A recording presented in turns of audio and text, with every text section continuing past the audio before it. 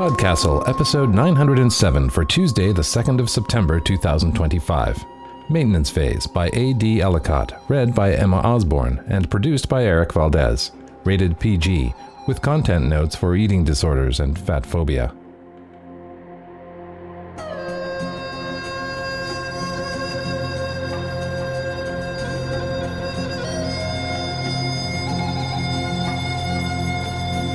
Hello, and welcome to PodCastle, the flying castle of fantasy fiction. I'm your guest host, Wilson Fowlie. Today, I am privileged to present to you Maintenance Phase by A.D. Ellicott, narrated by Emma Osborne. This story was first published in the anthology Body of Work from the Canberra Speculative Fiction Guild, edited by C.Z. Tax. Yes, I said Zed, I'm Canadian. A.D. Ellicott's apartment should not be able to hold quite so many books or teapots, and yet here we are. A few pocket dimensions may be at fault. She loves nothing more than to sit down with a cup of tea and craft romantic tales from fantastic worlds. She also co-hosts the podcast Going Prose, in which she tries to live by the recommendations of writing advice books or die trying. She can be found as @AcidDropWriting on most social media. I also found out that she goes by Addie, and that you can find her online at aciddropwriting.com, which has links to her podcast. The story is narrated for you by Emma Osborne, a queer fiction writer and poet from Melbourne, Australia. Their writing has appeared in Nightmare Magazine, Uncanny Magazine, Shock Totem, Apex Magazine, Queers Destroy Science Fiction, Pseudopod, Glittership, and Wastelands 3, edited by John Joseph Adams. Emma is a graduate of the 2016 Clarion West Writers' Workshop. They currently live in Narm, Melbourne, Australia, with their gorgeous girlfriend and 3 silly cats. You can find Emma on Blue Sky as @RedScribe. In case you're wondering what Narm, Melbourne means, Narm is the traditional Aboriginal name for the place where the city white people call Melbourne is located today. Now you know. And now, pay attention, for our tale is about to begin, and you'll want to keep track of your shape.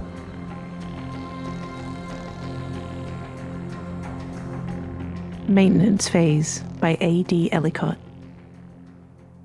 Mary woke in an unfamiliar bed, gasping for breath.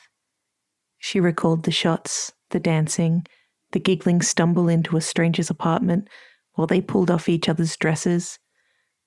Her internal organs felt cramped up together, as though there were rats fighting for scarce space in the sewers. Her plan was to sneak home later in the night and return to her own form, but instead, she'd slept shifted. She groaned and smacked her hand over her eyes. "She wakes," someone yelled from outside the open bedroom door.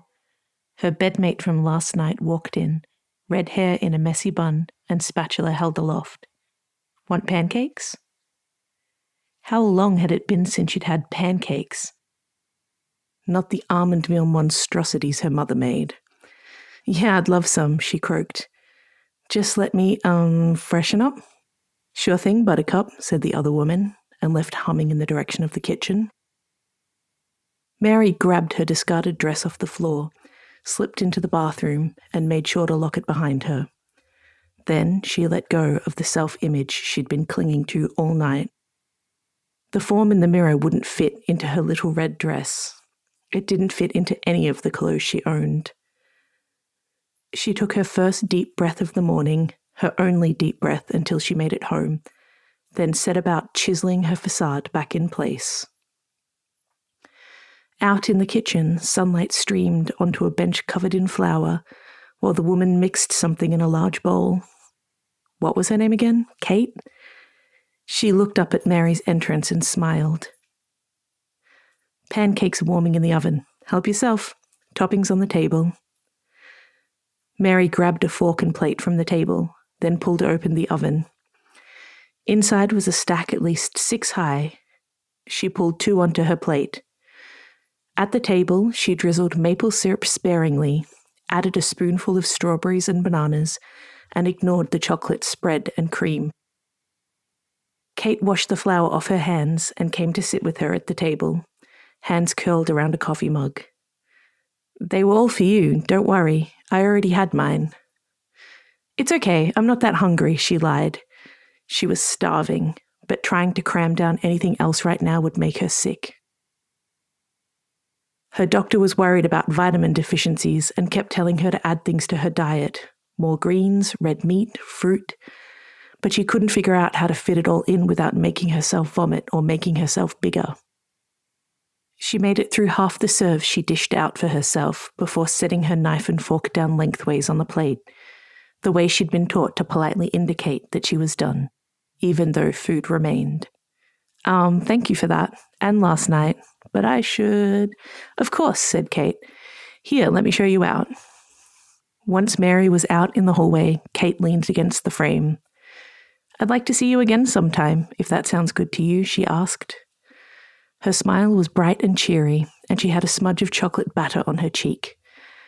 But Kate couldn't see her again because she hadn't seen her, not really, in their entire evening together. Mary had no desire to repeat that experience, but she also didn't want this moment to become any more awkward. Yeah, sure. What's your number? Mary dutifully entered it into her contacts, even though she doubted they'd ever cross paths again.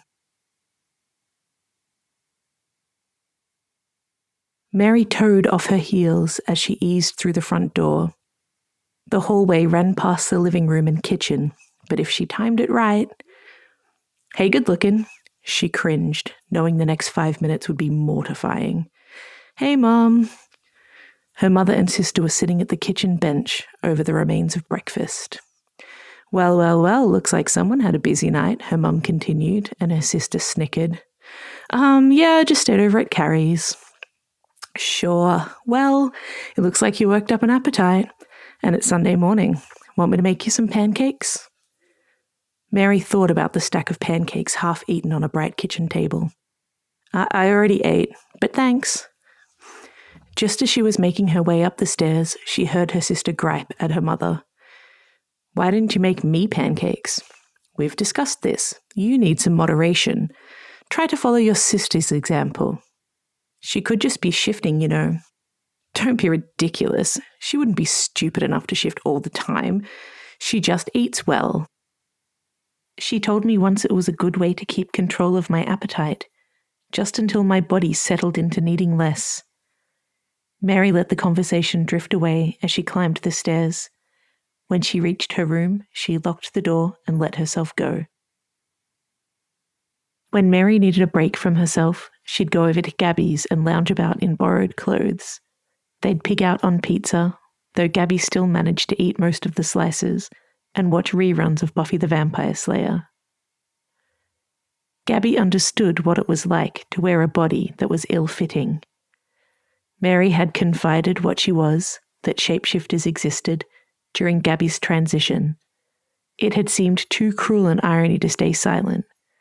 But now Gabby's outside reflected her inside, all soft cheeks and flower tattoos, and the understanding never wavered.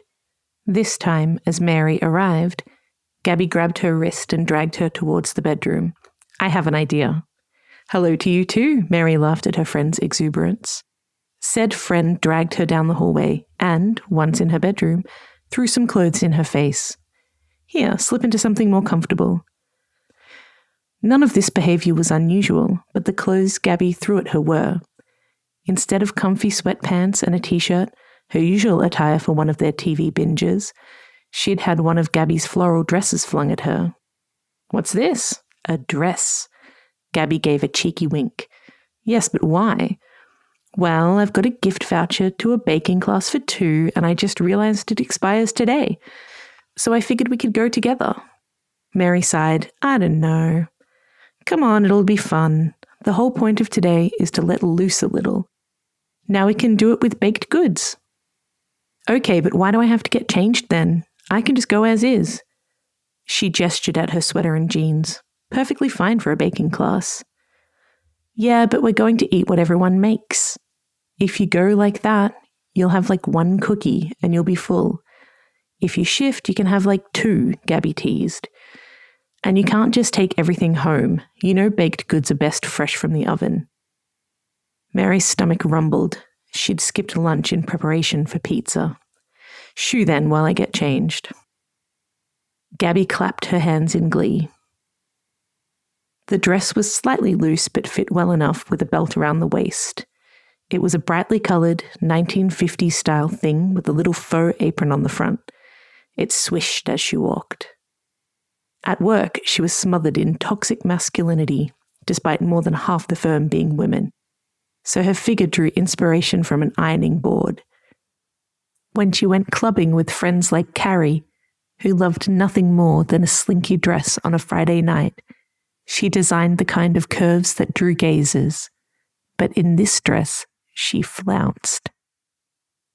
Mary felt like skipping as she walked with Gabby to the workshop. She hadn't gone out unshifted since year 10. It made her entirely anonymous.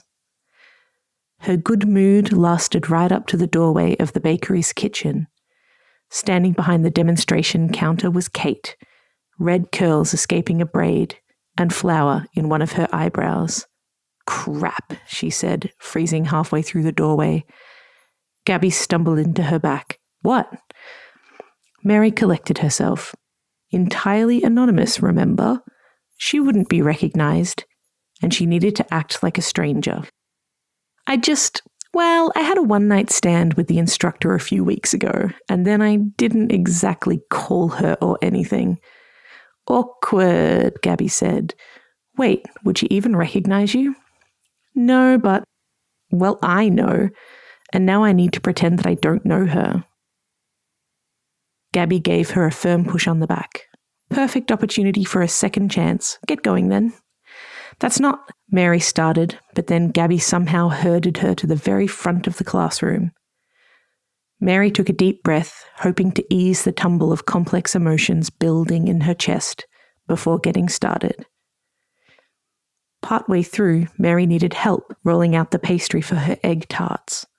Her stomach flipped and her throat went dry when Kate stood close to demonstrate the proper technique.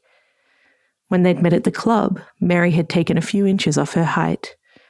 Now they were the same height, and Mary's eyes kept unintentionally locking with Kate's. She looked over to Gabby for help and saw her grinning like an idiot. Gabby gave her 2 thumbs up. Great. When the class finished making their myriad baked goods, they packed half into cute little take-home boxes branded Kate's Cookies. The other half went into the center of the room on platters. This was the part of the evening Mary had been looking forward to. All the bad food. Given the meals she'd skipped in preparation for an evening of indulgence, she was starving. But eating in a group, especially looking like this, turned her stomach a little. It brought to mind the schoolyard teasing whenever she ate a salad, or that time a teacher pressed a copy of Her Fitness magazine into her 11-year-old hands at recess. After a look to make sure no one was watching, she popped one of the tarts in her mouth hole, tasting a brief flash of custardy goodness as she swallowed. She took greater care when trying Gabby's brownie, savouring the first bite, then telling her friend how much she enjoyed the melting chocolate chunks. She considered leaving half of it on the plate to show she wasn't overdoing it, but decided that would be rude after the hard work her friend put in. Just those 2 would have been enough to satisfy her. When shifted, she could barely stomach her coffee and soup, let alone a pastry. But today she was determined to enjoy every bite. Next, she tried a cinnamon scroll. A little dense, but still delicious. She sucked cinnamon sugar off her finger before catching Kate's eye across the room. Her cheeks warmed and she cleaned the rest of her fingers with a napkin. After those 3 treats, she was bursting, but she wouldn't be able to take any of it home. She'd have to leave most of the deliciousness with Gabby. She wanted to try the macaroons that Kate had made. They looked so light, just one wouldn't hurt. She picked a gold-coloured one, expecting it to be caramel-flavoured. Instead, maple coated her tongue. She remembered the pancakes of a few weeks ago, and for a moment she was wistful for that morning. With a last longing look at the rest of the table, she packed up her things and waited by the door for Gabby to finish chatting up one of the guys. As she leaned against the doorframe, she regretted her gluttony. The treat she'd consumed felt like a solid mass in her abdomen, like she had a cancerous tumor, not a full stomach. She felt something thick surge up the back of her throat, swallowing it down with a shudder as she rushed to the bathroom. Slamming open the bathroom door, she fumbled with the lock until she heard a click and vomited into the toilet. She breathed out in relief. It was out of her. No more pain in her stomach, just uncomfortable fullness. The smell from the toilet bowl reached her and she vomited again. It happened twice more before, with a final dry retch, she pushed herself away from the toilet. Flushing the toilet, she stumbled over to the sink. She washed her hands, then cupped some water in her palms and rinsed out her mouth, splashing her face to wash away the tears that had leaked from the corner of her eyes. Thank fuck she wasn't wearing mascara today. She looked enough like a wreck already.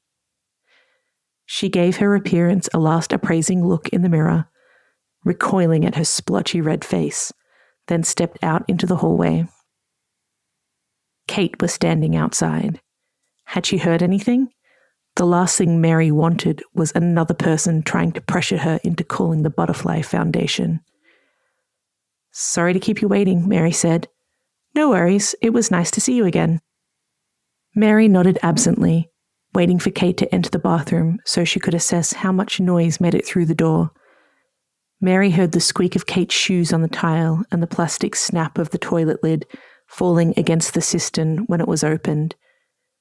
She could hear everything. She was never coming back within a mile of this place. She turned to go, then froze, her brain registering Kate's words. "It was nice to see you again."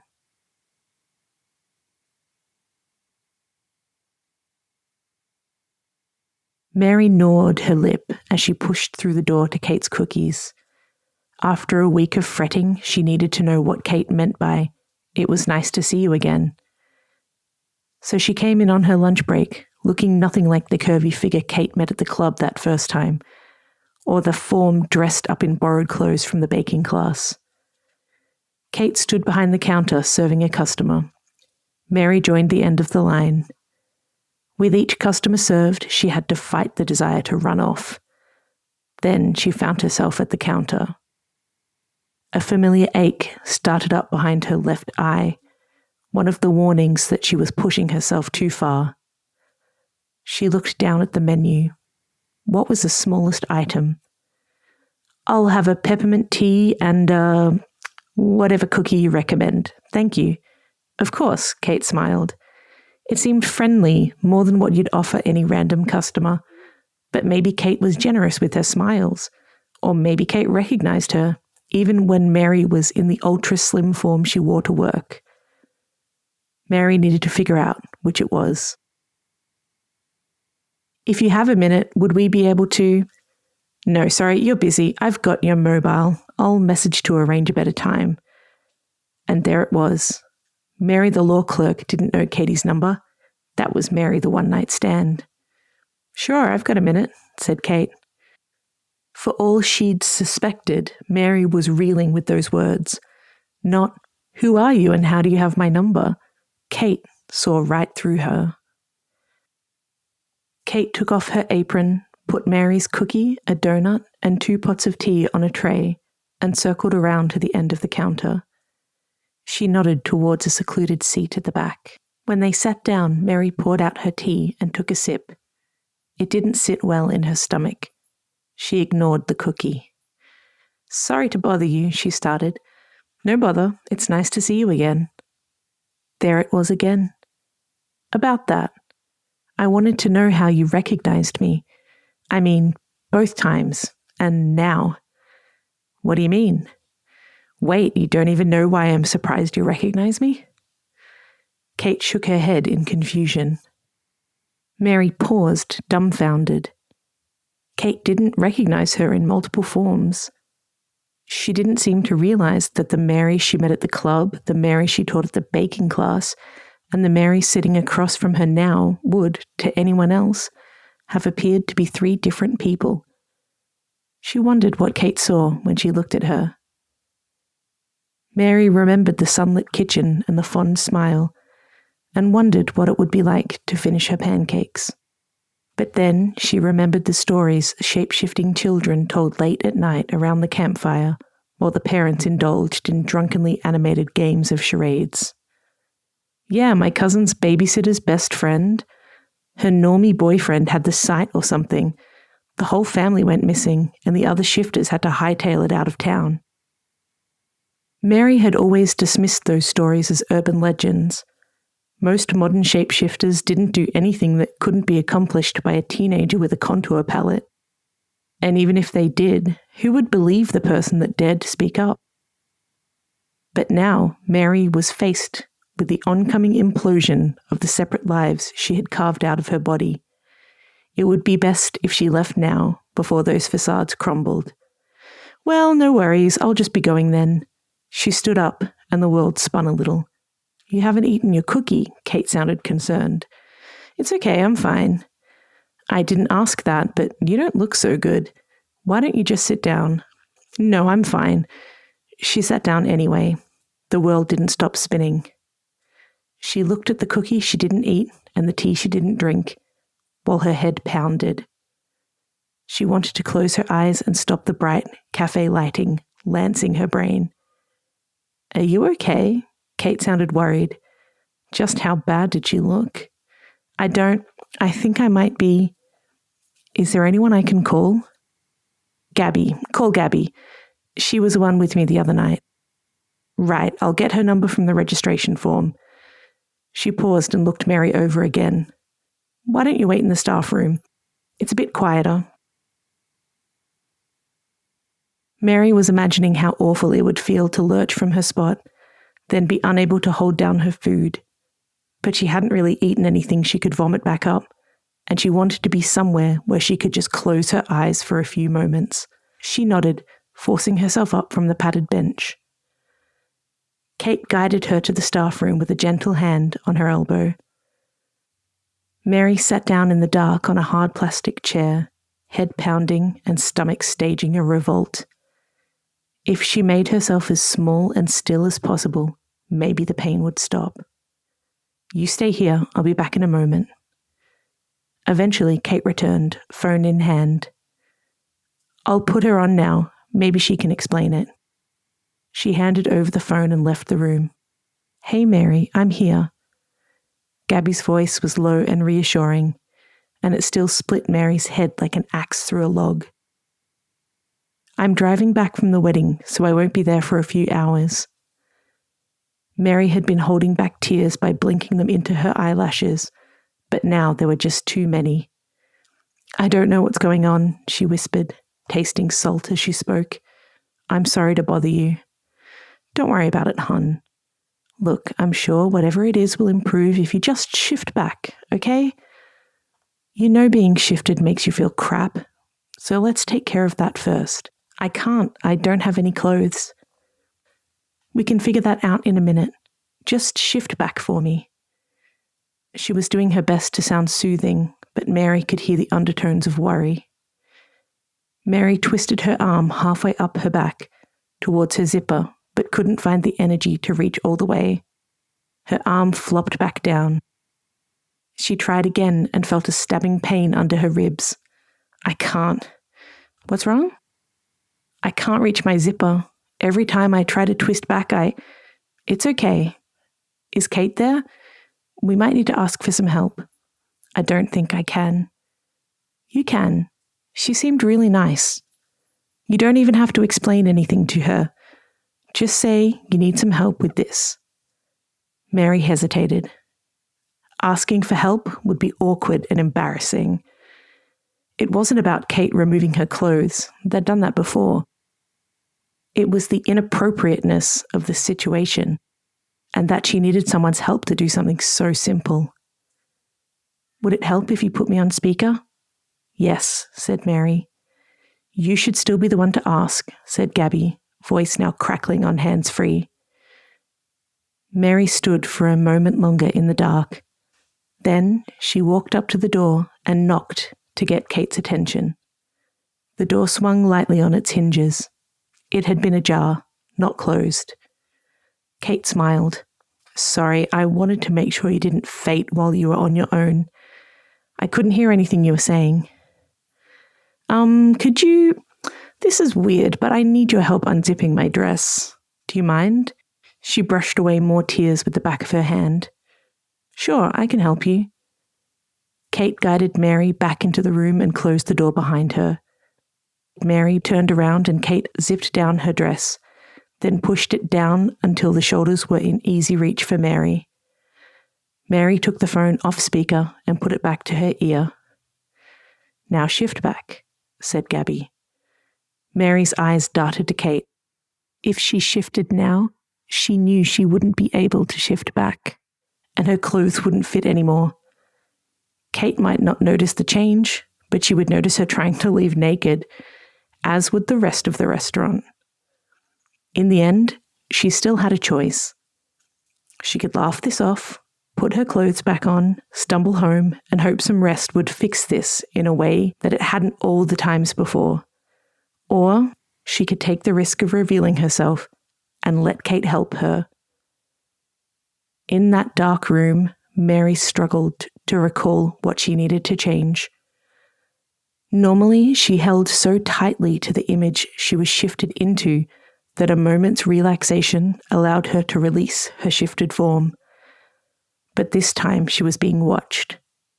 The primal instinct of a shifter was not to reveal herself in front of another. It made her too vulnerable.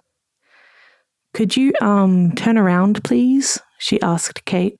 Yeah, sure. It wasn't much, but it was enough that she could pretend no one would see her. Mary pushed the dress down and off, then clutched it to the front of her chest so it hid everything from view. As it always did, shifting back into herself reduced her pain. The ache of her muscles, the pounding in her head, all dimmed. But her stomach couldn't take the sensation of all her organs shifting. She bent over and retched. A few drops of spit hit the floor.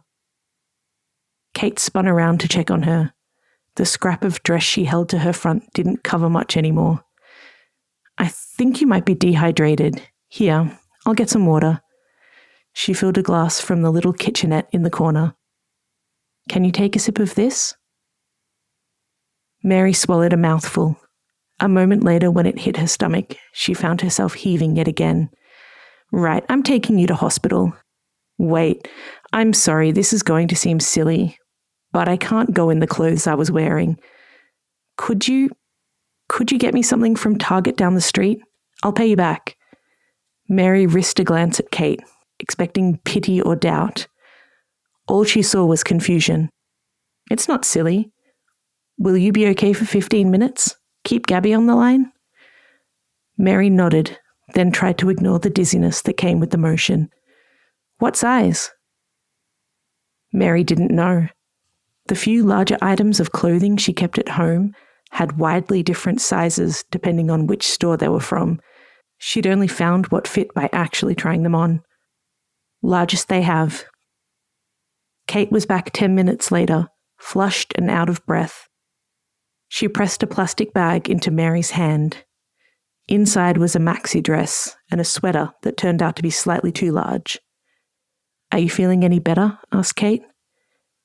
Mary considered lying to get her to leave her alone, but in the end she shook her head. All right, let's get you checked out. After the first hour they spent waiting in the emergency room, Mary turned to Kate. You don't need to hang around, I'll be fine. Kate shook her head. No one who is in enough pain to be at an emergency room is fine on their own. Mary looked down at where her arms were clutched around her torso. Thank you. They sat in silence for another hour as the pain in Mary's stomach steadily grew worse. Kate regularly checked in at the desk to ask when the doctor would be seeing them. Finally, a trim woman in hospital scrubs came over. I'm Dr. Bordeaux. I'm sorry to hear you're feeling unwell. Can you tell me more about it? I've got stomach pain. It's sharp, really bad, and also a headache. I haven't been able to keep any water down. When was the last time you had any liquid? I had a bit of tea around lunchtime. You had a sip, interjected Kate. And before that? Asked Dr. Bordeaux. I had some coffee yesterday. Dr. Bordeaux frowned. And what was the last thing you ate? I had a muesli bar. And when was that? Mary paused. Yesterday. So the pain started yesterday? That's why you didn't eat? No, the pain started today. I usually have a small appetite. Having just a single muesli bar is a bit different from a small appetite. Are you sure you weren't in any pain yesterday? Yes. The doctor looked at her clipboard and chewed her lip. Look, I need you to be honest about what you ate yesterday. If all you ate was KFC, or if you had a binge on chocolate, I won't judge you. I just need to know. This could be something as simple as indigestion. Mary looked up at the doctor in shock. Why didn't she believe her?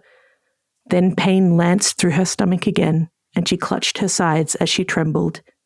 Her hand found soft curves instead of firm muscle.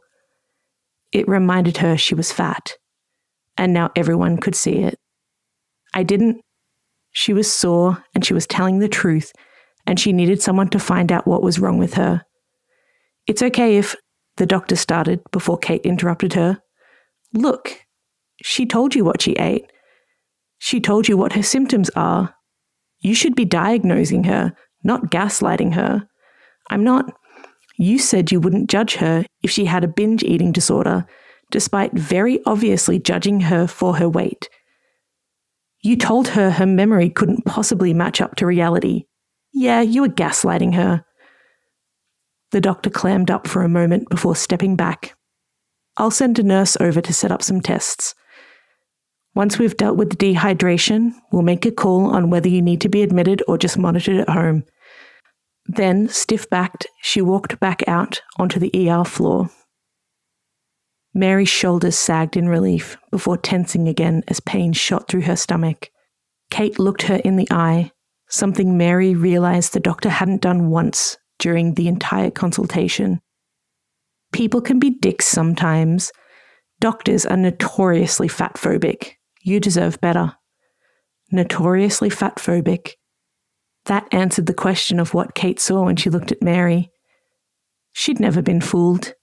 She'd climbed into bed that first night seeing exactly who she was. Still, thank you. I don't think I could have said any of that to her. Dr. Bordeaux didn't come back, but a kind nurse took her blood and hooked her up to a saline IV. They gave her something to settle her stomach and something for the pain. When she was able to keep down a glass of water, they sent her home with a referral on the condition that someone was home to monitor her. When Kate asked if she had anyone who could look after her at home, Mary said no. She wouldn't shift back just now, and she didn't want to face her family as a near stranger, then deal with recriminations for the risks she had taken. She craved the ease in her own skin she felt when Kate looked at her. Kate drove them both back to hers. Mary lay in Kate's bed in the maxi dress, legs tangling its length, and cheap elastic rubbing against her skin. It was the most comfortable she'd felt in years. In the dark, she whispered to Kate what she was.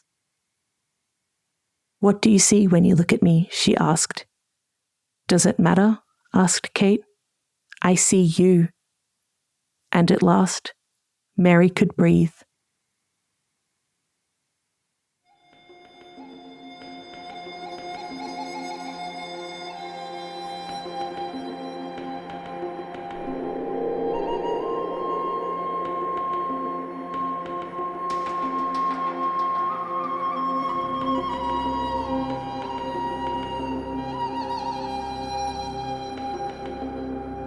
And welcome back.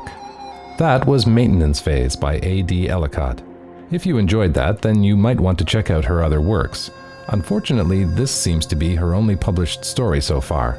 However, as I mentioned earlier, she does co-host a podcast about writing called Going Prose. So if you're into podcasts, and I'm kind of assuming you are since you're listening to one right now, You could check that one out, available on pretty much every podcast streaming service. There are many links to it at cztax.com/podcast. About this story, the author said, "This story was originally published in Body of Work, edited by CZ Tax, which explores how we relate to our bodies through a speculative fiction lens. Immediately I knew I'd be writing about how I, and many fat people, have been applauded for sacrificing our health in the pursuit of making our bodies acceptable." Thank you, Addie, for the story and your thoughts. You may be surprised to learn that fat people can have anorexia. It's typically thought of as a disease that makes you all too thin, thinner, and thinnest until there's nothing left. But it's possible to be both fat and starving to death. It's called atypical anorexia in the literature. It's not even uncommon. In 2021, an eating disorders service at Royal Children's Hospital in Melbourne reported that a good 40% of the referrals to that service would meet criteria for atypical anorexia nervosa.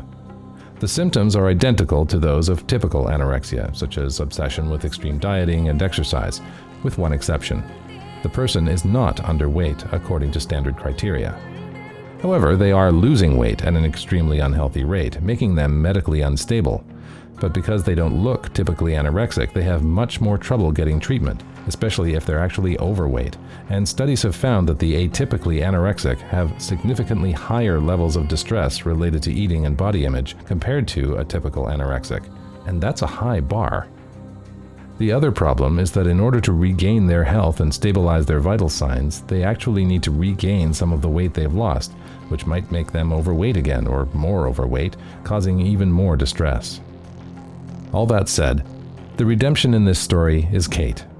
While Mary has spent her life hiding who she is behind a facade of slender, doing unimagined harm to herself in the process, because she knows, doesn't just fear, doesn't just have concerns, but knows how people will react to her, Kate confounds all of that by seeing Mary as she is, rounded cheeks and all, and fully accepting her.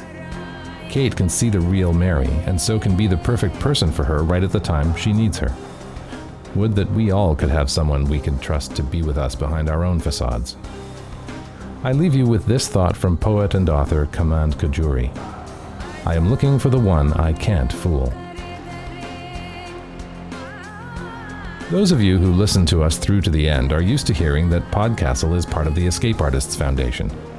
Before I conclude this week, I have some exciting and important news to share about the future of Escape Artists. The TLDR version is that on October 1st, we're going to be introducing brief, tasteful ads at the beginning and end of each of our episodes, though we'll be keeping an ad-free feed available on our Patreon, and we will not interrupt stories with ads. Previously, ads weren't something we considered feasible, but our recent audience survey showed 69% of respondents considered ads a necessary evil, while 30% didn't mind them at all, especially if an ad-free option were available, showing your overwhelming support for funding episodes into the future. For our incredible subscribers and supporters, we're creating premium ad-free versions of our episodes with bonus content you won't find anywhere else. And here's where it gets really exciting. If you subscribe at patreon.com/EAPodcasts before October 1st, you can lock in at our current base rate of $5 per month. After October 1st, new subscribers will pay $7 a month for premium access. That's right, existing subscribers will not have to pay the new higher rate. Since 2005, Escape Artists podcasts have been committed to bringing you one story told well, free of charge each week, and that commitment has earned us a vast worldwide audience, but also rising basic expenses. At the same time, we're committed to compensating our skilled human artisans who take their time and talent to create these extraordinary stories for you.